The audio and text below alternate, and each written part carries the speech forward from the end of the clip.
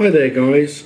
Today I just wanted to talk to you a little bit about the process of watch collecting and my journey as a watch collector, and I suppose just sort of share some of the things I've learnt about myself and also this wonderful hobby. I got into watches probably as a result of GoldenEye and the James Bond watch. Probably not the first person to have gone through that process, but for me, the Omega Bond watch was the epitome of what I would call a luxury watch. It was the thing I wanted on my wrist. Dare I say it, the thought is that by putting that watch on, you're going to end up with a ton of women on your arm. So that's the first thing with watches, and sort of leads me to that point of when you buy a watch and you've spent thousands of pounds or dollars or whatever it is, don't expect people to notice it unless it's somebody who otherwise is interested in watches. Most people just don't care. There's the expectation, I think, in some people's minds that then they purchase a watch, such as a Rolex or an Omega or whatever it may be. If they've invested a fair amount of money into it, somebody's going to notice it on your wrist, and all of a sudden you're going to become Mr. Popular and what have you. It simply doesn't happen. I mean, I've been interested in watches now for thereabouts 20 years, and I think I've probably had about 4 or 5 comments that I recall on watches.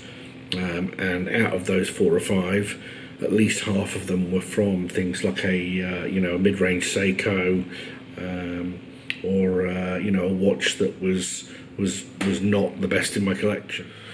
One of the other things about watch collecting is that over time your tastes do change.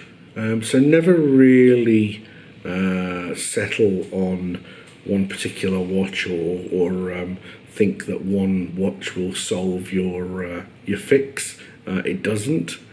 You may get a lot of people who buy their Grail watch, and the Grail watch then just becomes part of every day, and there is the desire to attain or to acquire something else.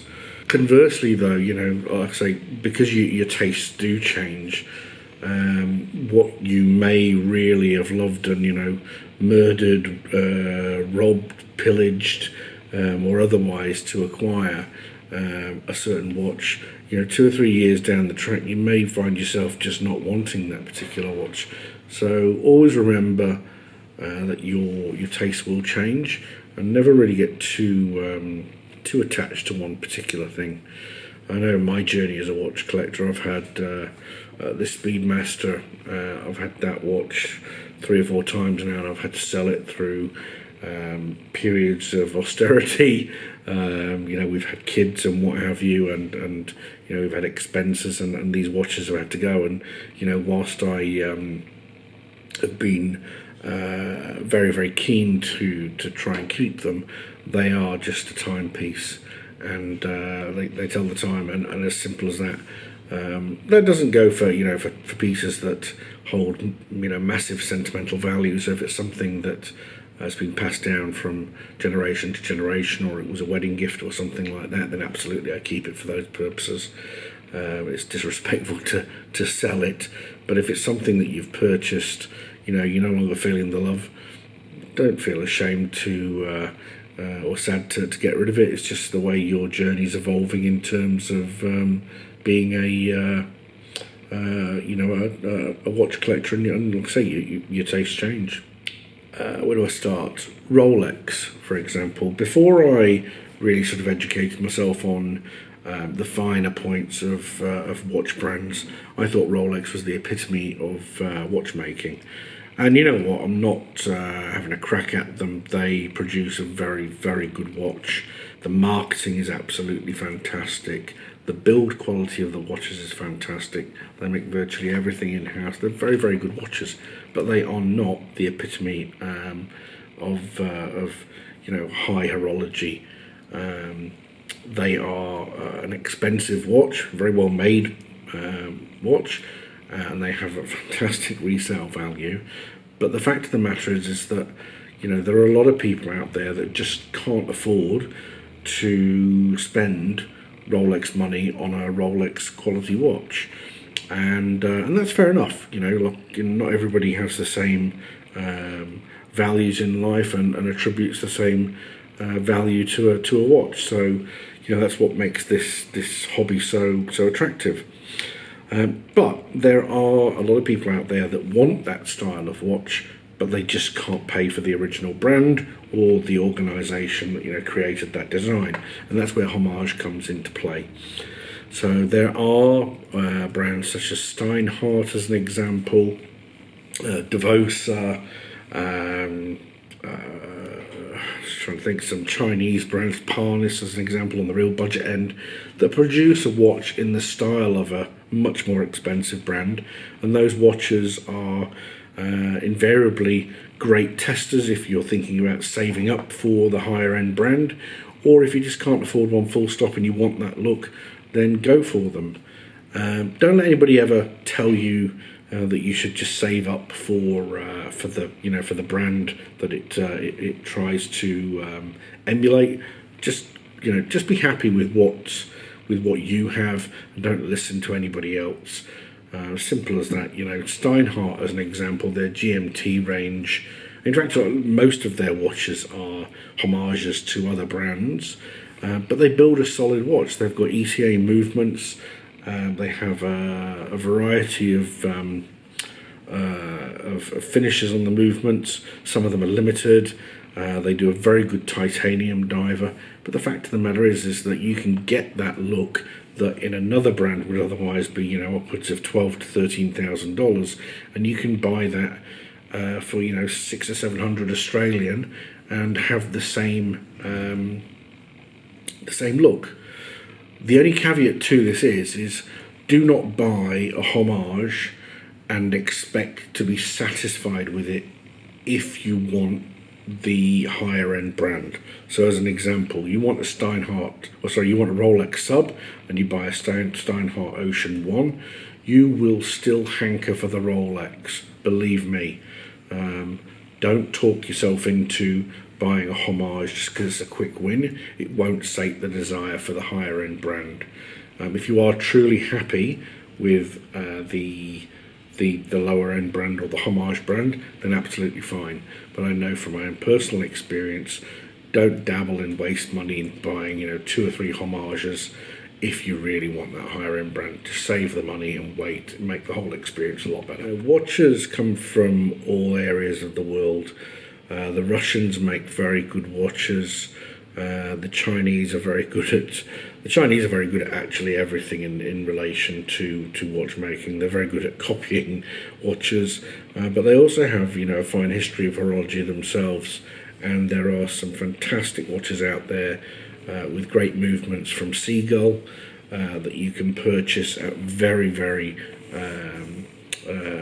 good prices that will last you for quite some time. So don't just be blindsided by the fact that the Swiss only make luxury pieces. That's not correct. Japan, Seiko as an example, Citizen. Start looking into some of their Japan domestic market watches. You'll see more and more of those coming to Western markets now that we're aware of them. And again, the other aspect to it is don't disregard some of the technological advances that we've seen in watches. Automatic is all very well and good, and manual watchmaking is an art, and you are wearing a very, very wonderful piece of finely tuned machinery on your wrist when you have a watch like that. But the other aspect to it is that with the advances in technology these days, you can purchase a Grand Seiko quartz as an example with a 9F movement that will keep it accurate to within 5 or 10 seconds a year. Citizen's A660 movement, I think, is thermocompensated quartz movement, and that will see you to 5 seconds a year, I think. You've got Seiko, or Grand Seiko's it's not even Grand Seiko now. The spring drive movement from Seiko will far exceed the accuracy of a Rolex or any form of mechanical and most quartz watches out there. So that's another thing as well. Don't let people just tell you that a quartz watch is shit. For the most part, a quartz watch is just circuitry and it doesn't really have a soul.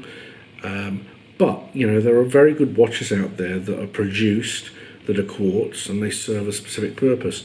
Breitling, as an example, produce high quality quartz watches of base ETA movements that you might find in a much cheaper watch, but they modify them and make them appropriate to a certain target market, and that's generally the aviation industry. Again, Seiko are well known, or Grand Seiko are well known for their 9F movements, for producing high quality quartz watches that have been hand built, hand finished, and have a massive service life. And that leads me on to the final point that I just want to make on this sort of discussion about kicking off your hobby of watch collecting. Factor in the service costs for watches. It's all very well and good spending money on 5 or 6 watches that are all automatics or chronographs or have some form of complication, but 3 to 5 years down the track, those watches are going to need to have some form of maintenance. And now here in Australia, the going rate for a service on just a regular automatic watch can be $200, $300, $400. More than that if it's a complication, and certainly more than that if you decide to take it straight to the manufacturer, such as Amiga as an example. On top of that, you also have a massive wait time. I think if you put a Speedy in now for a full service, an overhaul, you'd be looking at maybe 3 to 6 months. I know other guys out there, you can tell me that's right or wrong, but last I heard it was about sort of 3 to 6 months wait time. Yes, you get your watch back in fantastic condition, but it takes a long time for it to come back, and it's cost an arm and a leg. So please factor that into the more business-like aspects of watch collecting. There are economics at stake there. You need to make sure you can afford to be able to service these watches. And again, I had conversations with non-watch collectors, and they can't believe that you spend $400 or $500 on a watch service that will last it for another 2 or 3 years, and that's what they spend on a watch that will last them 10 or 15 years. So just something to think about. But just one final note, and that is that this is one of the first face-to-face videos that I've done, so I apologise if I've ranted and raved or I'm making some newbie type errors in my YouTube videos. But there are plenty of resources out there for people who are trying to learn more about watches and get a bit of a view on what they might like, or even if you're trying to get some exposure to brands that you don't know of. So I'd go and have a look at Bark and Jack, the Time Teller. Certainly go and have a look at Bruce Williams. If you go and look at the Urban Gentry, and if you're after some foul-mouthed lunacy, then go and visit Archie Luxury. Try and stick to the videos that he does about watches though, because there's a lot of content on there that's non-watch related, but he's a bit of a unique one. But the other guys that I mentioned, and many more, have got wonderful reviews, certainly much more informed opinions than I have, and an editorial, but they are able to provide you with some insight into some of the brands that you may not have otherwise been aware of, and introduce you to designs and watch styles that otherwise you might not have seen before, and you take fancy. So with that being said, thank you ever so much for taking the time to watch the video. I hope that everybody out there who is either a seasoned watch collector, a newbie, or a regular to visiting some of the reviews that I've done on watches, I just wish you all the best of health. Wear your watch in health. Thank you very much for your time, and please don't forget to subscribe, like, share, whatever. Take care. Bye.